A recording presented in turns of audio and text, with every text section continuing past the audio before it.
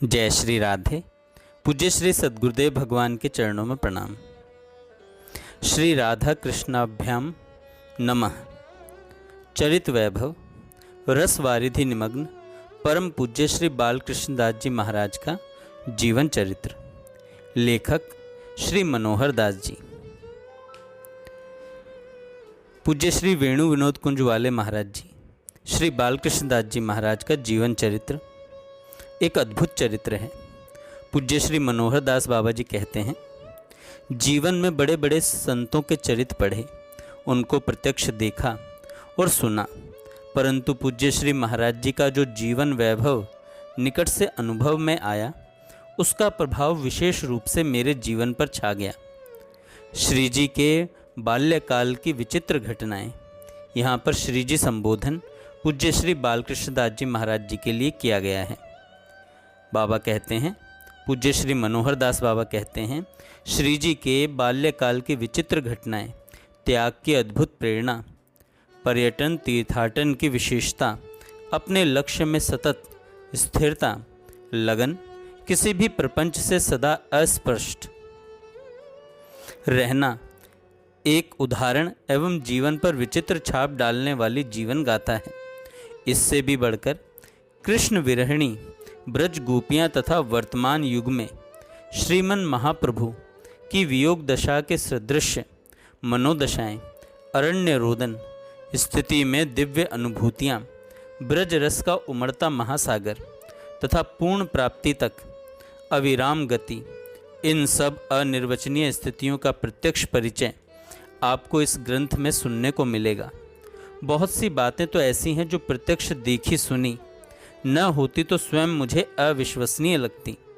इसमें यथा तथ्य मेरे द्वारा जीवन में देखा सुना ही लिखा गया है।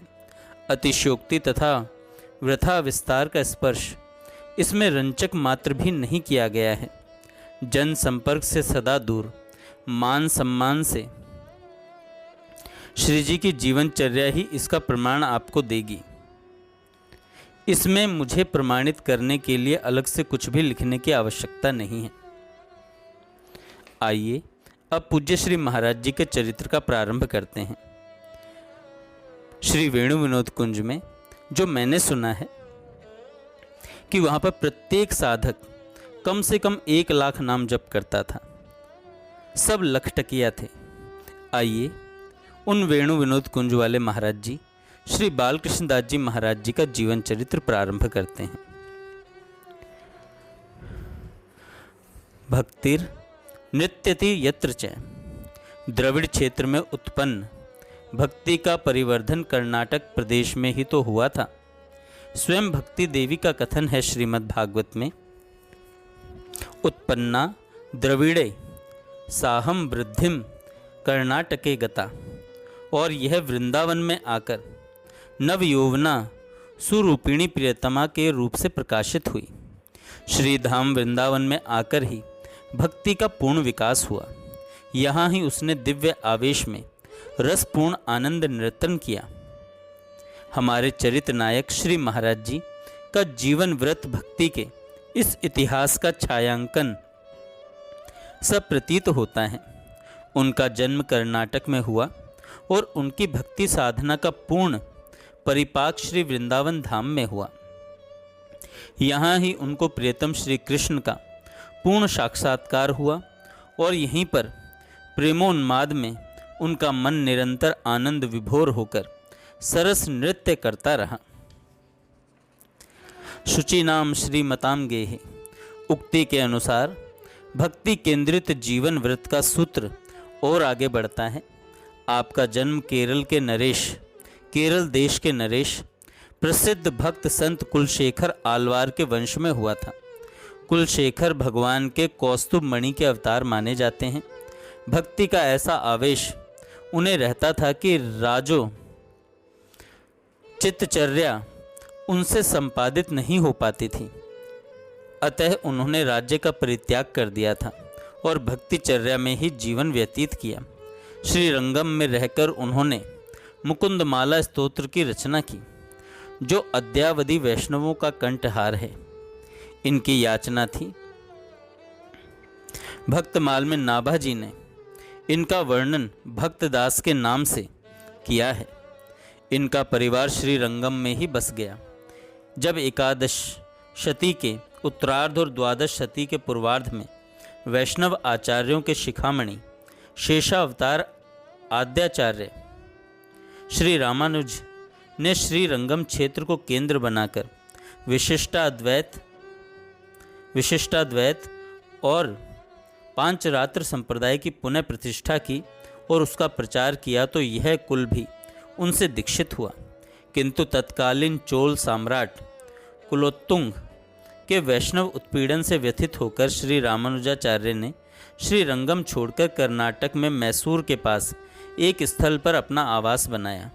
वहाँ श्री नारायण के एक विशाल मंदिर का निर्माण किया और इसी आधार पर उस स्थल का अभिमान तिरुनारायणपुरम रखा, जो आवांतर काल में मेलकोट के नाम से विख्यात हुआ।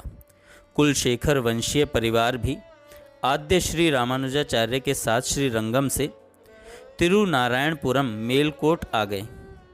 यहाँ श्री रामानुजाचार्य जी ने सन 1100 से लेकर सन 1118 तक अवस्थान किया और इसी स्थली पर सन 1116 में उन्होंने होयसल सम्राट बिटिग को विष्णुवर्धन के नाम से दीक्षित किया। इसी तिरुनारायणपुरम मेलकोट में श्री महाराज जी का जन्म हुआ था। इनका परिवार श्री रामानुजाचार्य द्वारा परिवर्तित वेंकटाद्रि आमनाय से संबद्ध था और तिरुपति के बालाजी इनके इष्ट देव थे। इनके मातृ कुल की परंपरा को गौड़ीय संप्रदाय में सुविख्यात आचार्य श्री गोपाल भट्ट रंगाचार्य ने सुशोभित किया था। वे श्रीमन महाप्रभु चैतन्य देव के समकालीन थे। उनके पिता श्री वेंकट भट्ट के घर पर ही श्री रंगम में महाप्रभु ने अपनी दक्षिण यात्रा में चातुर्मास व्यतीत किया था। श्री चैतन्य चरितामृत में इसका उल्लेख हुआ है। इस कालावधि में ही श्री वेंकट भट्ट ने अपने पुत्र श्री गोपाल भट्ट को महाप्रभु के चरणों में अर्पित किया।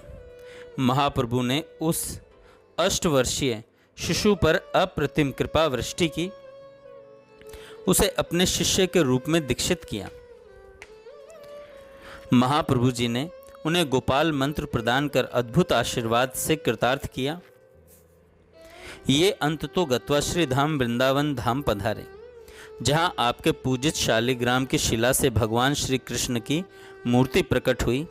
वह अद्यावधि विख्यात श्री राधा रमण मंदिर के नाम से सुपूजित हैं। श्री राधा रमण मंदिर में सुपूजित हैं। चैतन्य महाप्रभु ने श्री गोपाल भट्ट जी के लिए अपने आसन और कोपीन डोर का प्रसाद भी भेजा था। इसी कुल में श्री जटावल्लभ अप्रमेय अनाचार्य हुए, जिनको सेवा कुंज वृंदावन में गोपिकाओं के साक्षात दर्शन हुए थे। इस प्रकार आपकी पितृ परंपरा और मातृकुल दोनों में भक्ति मंदाकिनी कल्लोल किया करती थी। जन्म एवं बाल्य अवस्था। ऐसी पावन कुल परंपरा में श्री महाराज जी का जन्म श्री रामानुजाचार्य के द्वारा बसाए गए और उन्हीं के द्वारा प्रतिष्ठापित श्री नारायण मंदिर से विभूषित तिरु श्री नारायणपुरम मेलकोटा के पुनीत तीर्थ में विक्रम संवत 1975 मार्गशीर्ष मास शुक्ल पक्ष की पावन एकादशी। ध्यान से सुनिएगा, ये विक्रम संवत कहा है मैंने। विक्रम संवत 1975 मार्गशीर्ष मास शुक्ल पक्ष की पावन एकादशी शनिवार, तदनुसार 1918 सन के 26 नवंबर की मध्य रात्रि को 12:55 पर हुआ था। जन्म के समय भरणी नक्षत्र, मेष राशि और कन्या लग्न प्रवर्तमान थी।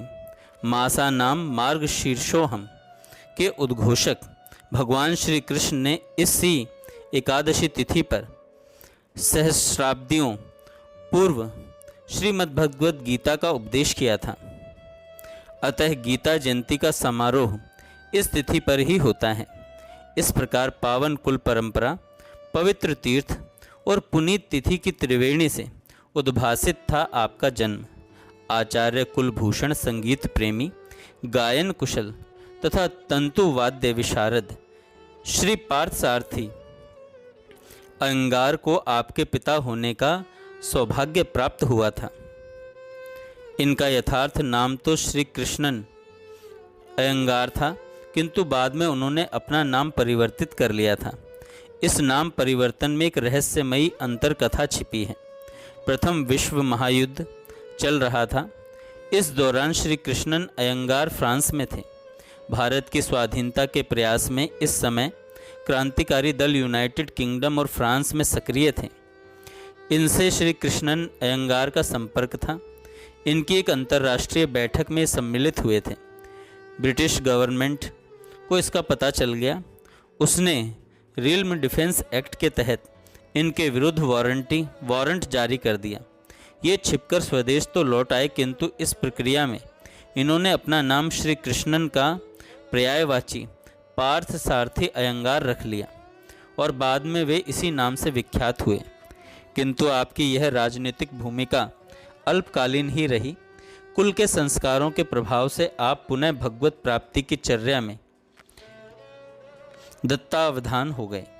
हरि कीर्तन में स्वर लालित्य तथा हारमोनियम बजाने की प्रवीणता के कारण आपकी विशेष ख्याति थी। चित्रकला में भी आपकी सक्रिय रुचि थी। श्री महाराज जी की माता परम भक्तिमती श्रीमती कमलम्मा दर्शन शास्त्र में निष्णात, संस्कृत भाषा की सुविज्ञ ज्ञाता और कवित्री एवं सरल स्वभावा थी। आपने दर्शन शास्त्र में आचार्यों की पदवी प्राप्त की थी। आप धारा प्रवाह संस्कृत भाषा बोलती थीं। संस्कृत और कन्नड़ भाषाओं में आपकी अनेक काव्य रचनाएं हैं। श्री महाराज जी का जन्म नाम संपत कुमार रखा गया। पिताजी की कुल 9 संतानें हुई, 5 पुत्र एवं 4 पुत्रियां। क्रमशः इनके नाम हैं यदुगिरी, संपत कुमार, वेदवल्ली, राजगोपाल, रंगनाथ, श्री मोहन, गीता, ज्योति एवं इंद्राणी। सब संततियों में ज्येष्ठ कुमारी यदुगिरी थी, जिन्होंने विशेष प्रतिभाशाली और कुशाग्र बुद्धि होने के कारण अपनी बाल्यावस्था में ही अपने पिता की गायन कुशलता और वादन पटुता के गुणों को आत्मसात कर लिया था। 7 वर्ष की अल्पवय से ही इन्होंने हरि कथा कहना प्रारंभ कर दिया था। इनके मधुर कंठ से निस्सृत सरस हरि कथा हजारों की संख्या में उपस्थित श्रोताओं को मंत्रमुग्ध कर देती थी। इनके हरि कथा कीर्तन की कीर्ति शनय शनय मैसूर महाराज श्रीमान कृष्ण राय ओडेयार तक पहुंची। फलस्वरूप मैसूर राज दरबार में भी इनके ललित स्वर से हरि कथा की आनंद सलीला प्रवाहित हुई। प्रसन्न होकर मैसूर महाराज ने आपको बाल भारती एवं कीर्तन धुरीणा की पदवियों से विभूषित तथा स्वर्ण पदक से सम्मानित किया। परिवार वैभव संपन्न था, अतः हरि कीर्तन से उपार्जित धनराशि दरिद्रों और याचकों में वितरित कर दी जाती थी। हमारे चरित्र नायक श्री संपत कुमार वै में कुमारी यदुगिरी से 3 वर्ष छोटे थे। बाल्यावस्था में ही आपके व्यक्तित्व में सात्विक गुणों की अभिव्यक्ति होने लगी थी। आपका स्वभाव शांत और बुद्धि कुशाग्र थी। सूक्ष्मदर्शिता का गुण भी प्रारंभ से ही विद्यमान था। 5 वर्ष की आयु में आपको विषम ज्वर हुआ, जो लगातार 3 वर्षों तक रहा। आपके शांत एवं सहिष्णु स्वभाव के कारण इस सुदीर्घ व्याधि में परिजनों को आपसे कोई कष्ट नहीं हुआ। शरीर अत्यंत क्षीण हो गया था। आप शांत पड़े रहते, मानो ध्यान मग्न हो। किसी ने कुछ खिलाया तो खा लिया, औषधि दे दी तो ले ली। सामान्यतः ये निरपेक्ष भाव से आंखें बंद किए हुए लेटे रहते। ऐसा प्रतीत होता था कि अभिजात शिशु अपने पूर्वाचरित ध्यान साधन में तल्लीन हो। इस प्रकार रुग्णावस्था के आवरण में ही आपकी साधना का प्रथम चरण संपन्न हुआ। 8 वर्ष की अवस्था में प्रथम भाव स्थिति की घटना घटी।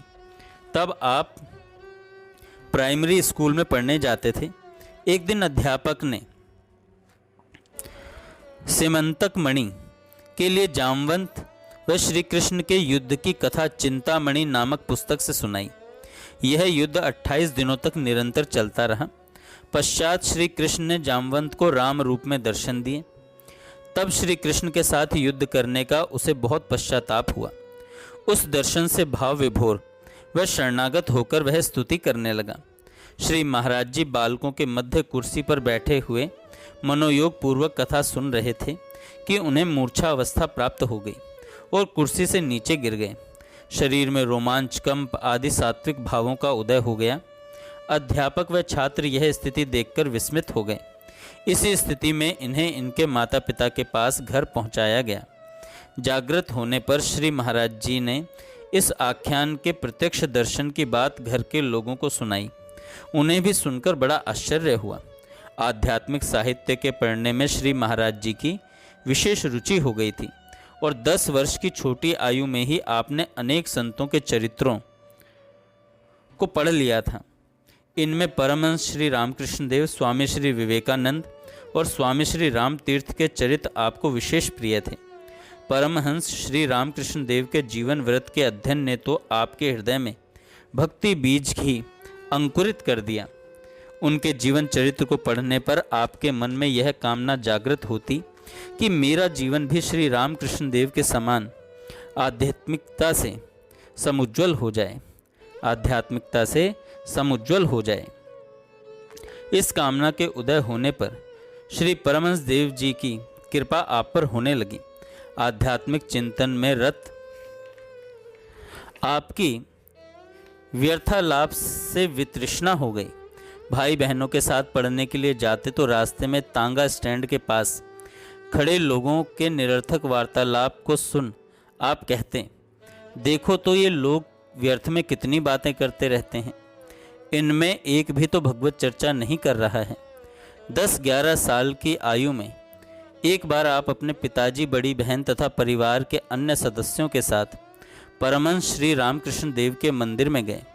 मंदिर में जगमोहन की दीवार पर लगे हुए श्री परमहंस देव के विशाल चित्र पर आपकी दृष्टि पड़ी।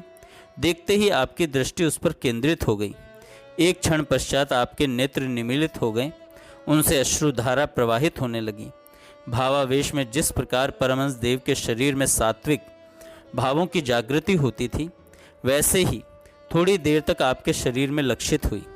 कंपन, जड़िमा का संचार, नेत्रों का निर्निमेष होना। साथ में आए हुए परिवार के सदस्य आश्चर्य से देखने लगे। उनके मन में यह विचार आया कि यह कोई साधारण बालक नहीं है। धीरे धीरे भाव शांत हो गया, शारीरिक अवस्था शिथिल हो गई। परिवार के सदस्य संभाल कर बालक को घर ले आए। तब से घर के व्यक्ति विनोद में आपको रामकृष्ण कहा करते थे। अब जब भी आपको भगवत चरित्र पढ़ने अथवा सुनने का अवसर आता, आपके शरीर में सात्विक भावों का जागरण होने लगता, परंतु संकोची स्वभाव होने के कारण आप इन सात्विक भावों के जागरण को गोपनीय रखते थे। माता पिता तथा बहन यदुगरी कीर्तन के प्रचारार्थ विभिन्न प्रदेशों में भ्रमण करते रहते थे। श्री संपत कुमार भी साथ में ही रहते थे। कुछ साल संपूर्ण परिवार ने तुम्बकुर में निवास किया। यहीं आपकी पढ़ाई प्रारंभ हुई। बाद में कुछ समय तक श्री संपत कुमार बसवनगुड़ी में अपने नाना श्री नरसिंह अयंगार के घर पर रहे। पश्चात पिताजी ने श्री संपत कुमार कुमारी वेदवल्ली और अनुज राज गोपाल को मामा श्री वेंकटाचार्य के घर पढ़ने के लिए बेंगलोर में रखा। मामा जी डॉक्टर थे। श्री संपत कुमार 16वें वर्ष में प्रवेश कर चुके थे। बुद्धि तीव्र होने के कारण आप स्वभावतः पढ़ाई में तेज थे। आपकी तीक्ष्ण मेघा प्रभाव स्कूल में सभी विद्यार्थियों के ऊपर था। आप यहाँ लगभग 3 साल रहे। यहाँ पर भी आप श्री परमहंस देव के चरित्र का अवलोकन करते रहते थे। पढ़ाई के अतिरिक्त आपका शेष समय भगवान के चिंतन में ही व्यतीत होता था। धीरे धीरे श्री महाराज जी के चित्त में संसार की असारता के विचार उठने लगे। बाह्य व्यवहार से आपका मन क्रमशः उपराम होने लगा। एक प्रकार की निर्विशेष उदासीनता से आपका मन सदा आच्छन्न रहने लगा। सब भाई बहनों के रहने के लिए एक ही कमरा था, वहीं वे अध्ययन करते और रात में सो जाते। आप में एक उत्कट अनजानी प्यास सदा बनी रहती। संसार में सुख है ऐसा भाव आपके मन में उठता ही नहीं था। भगवत चिंतन करते करते जब आप रात में सोते तो नींद में भी अनजान में एक प्राप्तव्य वस्तु के लिए एक सूक्ष्म व्याकुलता का भाव बना रहता, जिसने धीरे धीरे स्थायी रूप से आपके मन में घर बना लिया था। मुझे भी ऐसी उच्च आध्यात्मिक स्थिति प्राप्त हो सकती है क्या? यह आकांक्षा आपके चित्त को जाने अनजाने उद्वेलित करती रहती थी। इसी चिंता में आपके दिन व्यतीत हो रहे थे कि आ पहुंचा वह दिन। उस दिन भी यथापूर्व सूर्य उदित हुआ। यह सूर्योदय आपके जीवन का वास्तविक सूर्योदय था, जो परिवर्तन का एक स्वर्णिम विहान लेकर उपस्थित हुआ था। इसने आपके मन में एक विचित्र ही दशा उत्पन्न कर दी थी। उस दिन आपका मन न खाने में, न पीने में, न किसी से वार्तालाप करने में ही लग रहा था। यहाँ तक कि उस दिन आपको अपने प्रिय भाई बहन भी नहीं सुहा रहे थे। जैसे तैसे दिन बीता, रात्रि ने पदार्पण किया, मन में व्याकुलता बढ़ती ही गई। दिनचर्या संपन्न कर आप शैया पर आ विराजे। बहन भाई तो घोर निद्रा के वशीभूत थे। आप अर्धनिद्रित से नेत्र मूंदे हुए लेटे थे। अचानक किसी दिव्य आलोक ने कमरे को प्रकाशित कर दिया। आप चौंक गए, आंखें खुल गई। आपने एक दिव्य उज्ज्वल कांति कमरे में व्याप्त देखी। आप सहसा उठ बैठे, नेत्र स्थिर कर देखा। तेजोमंडल के मध्य में एक अद्भुत प्रतिमा विराजित है। यह प्रतिमा उन्हीं श्री रामकृष्ण देव की थी, जिनके पावन चरित्र से आपको प्रेरणा मिली थी। वे आज साक्षात आपके सामने खड़े थे। नतमस्तक होकर आपने प्रणिपात किया। श्री परमहंस देव जी के अधरों पर मंद मुस्कान थी। वे आपको निहार रहे थे। ऐसा प्रतीत हो रहा था कि मानो वे नेत्रों से आप पर कृपा वृष्टि कर रहे हों। उन्होंने कहा, चले आओ, यहाँ मत रहो, वहाँ चले आओ। उनकी उज्ज्वल अंग कांति थी। विहसन में स्वच्छ दंत मुक्ता झिलमिला रहे थे। प्रेम पूरित प्रमत्त नेत्रों से कृपा का संचार हो रहा था। मुख आरक्त वर्ण था। मल्लिका पुष्प के सदृश अंग सौरभ से कमरा सुवासित हो उठा था। कुछ क्षण यह स्थिति रही, फिर श्री परमहंस देव जी के अधरों में मृदुल कंपन्न हुआ। ओष्ठ किंचित विकसित हुए। अमृत वर्षिणी मधुर वाणी प्रस्फुटित हुई। चलो, मैं तुम्हें लेने आया हूँ। वाणी मूक हो गई। श्री संपत कुमार के नेत्रों से सतत अश्रु प्रवाह हो रहा था। आपने भाई बहन को निद्रा से जगाया और कहा, उठो उठो, देखो देखो, श्री रामकृष्ण परमहंस देव जी के दर्शन करो। वेदवल्ली और राजगोपाल हड़बड़ाकर उठे। उन्होंने उज्ज्वल शीतल प्रकाश का पुंज देखा और सुरुचिपूर्ण मंद सुगंध का अनुभव किया, किंतु उन्हें परमहंस देव जी के दर्शन नहीं हुए। क्षणार्ध में ही यह अलौकिक दृश्य तिरोहित हो गया। उस रात्रि को आपके मन की क्या स्थिति हुई, यह संवेदनशील सहृदय की कल्पना का विषय है। अब आपको वहाँ बेंगलोर में एक क्षण भी ठहरना असहनीय होने लगा। अध्ययन से मन उपरत हो गया। परिवेश से चित्त विरक्त हो उठा। चलो, मैं तुम्हें लेने आया हूँ। यह आह्वान अपने बल आकर्षण की सरस मोहिनी के साथ सदैव सर्वकाल उनके कानों में गूंजने लगा। उन्होंने अपने छोटे भाई और बहन से कहा, मुझे श्री परमहंस देव जी बुला रहे हैं, मैं चला जाऊंगा। किंतु उन्हें इस कथन पर विश्वास कैसे होता। उन्होंने इसे विनोद मात्र समझा। इस हृदय भेदनी पुकार का मर्म, जीवन में क्रांति उपस्थित करने वाले इस भगवदीय संकेत का अर्थ उन्हीं को समझ में आता है जिन पर भगवत कृपा होती है, और उसको समझकर वे सारी विघ्न बाधाओं की उपेक्षा कर प्रियतम प्राप्ति के पथ पर बिना रुके धावित हो जाते हैं। यह दिव्य संदेश, यह संकेत केवल संपत कुमार के लिए ही था, और इसलिए इसका महत्व उन्होंने ही समझा। दिव्य संदेश कृपा पात्रों को ही प्राप्त होता है, और दिव्य प्रेम आह्वान को सुनकर कोई रुके, यह संभव ही कैसे है। प्रेमावतार श्रीमन महाप्रभु चैतन्य देव को भी किसी सांवले सलोने का मधुर संकेत मिला था। उस प्रेम की पुकार को सुनकर उन्होंने स्नेहमयी वृद्धा माता, नव यौवना रूपवती धर्मपरायणा पत्नी, परिजन विद्वता ख्याति सबको एक निमिष में तिलांजलि देकर माघ पूर्णिमा की मध्य रात्रि के 12 बजे घोर शीत में गंगा के शीतल विस्तृत जल पाट को तैर कर पार किया और व्याकुल चित्त होकर धावित हुए अपने प्राण प्रियतम श्री कृष्ण की ओर। दिव्य संकेत का चमत्कार ही ऐसा होता है, वह बलात् आकृष्ट कर ही लेता है। अब हम देखें कि इस दिव्य संकेत ने हमारे चरित्र नायक को कहाँ और कैसे आकर्षित किया, कहाँ और कैसे आकर्षित किया। जय श्री राधे। आगे हम कल सुनेंगे गृह त्याग एवं भ्रमण।